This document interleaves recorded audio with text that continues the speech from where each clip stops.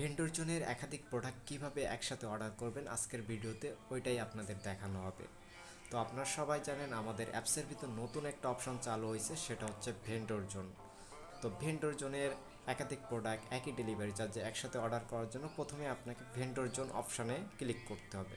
তারপর উপরের দিকে আপনি কয়েকটা অপশান দেখতে পাবেন, সকল প্রোডাক্ট, নতুন পোস্টের প্রোডাক্ট, তারপর সকল ভেন্ডর, এই তিনটা অপশানের ভিতর আপনি ক্লিক করতে পারেন।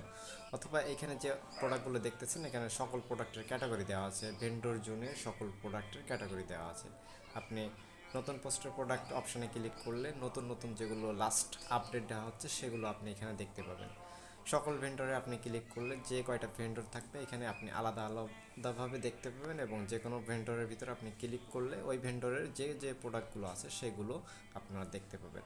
তো আমি সকল প্রোডাক্টের অপশানের ভিতর ক্লিক করে আমি আপনাদের একই ডেলিভারি চার্জে একই ভেন্ডরের একাধিক প্রোডাক্ট কীভাবে অর্ডার করবেন সেটা আমি আপনাকে সংক্ষেপে দেখাবো। তো আমি যে কোনো একটা প্রোডাক্ট ক্যাটাগরি থেকে যে কোনো একটা প্রোডাক্ট সিলেক্ট করলাম। তো নর্মালি দেখেন আমি যে প্রোডাক্টগুলো সিলেক্ট করবো এখানে, তো এটা হচ্ছে গ্যাজেট শপ প্রোডাক্ট, নিচে কিন্তু লেখা আছে এখানে আপনি দেখতে পাচ্ছেন। তো আমি এখানে ক্লিক করব। তো নর্মালি এখানে প্রোডাক্টের যে প্রাইস আছে, বিক্রয় মূল্য, এখানে আপনি আপনার মতো করে লিখবেন। তো অর্ডার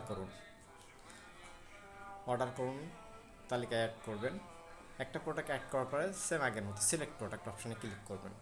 সিলেক্ট প্রোডাক্ট অপশানে ক্লিক করলে কিন্তু সব পেজের মেইন ড্যাশবোর্ডে নিয়ে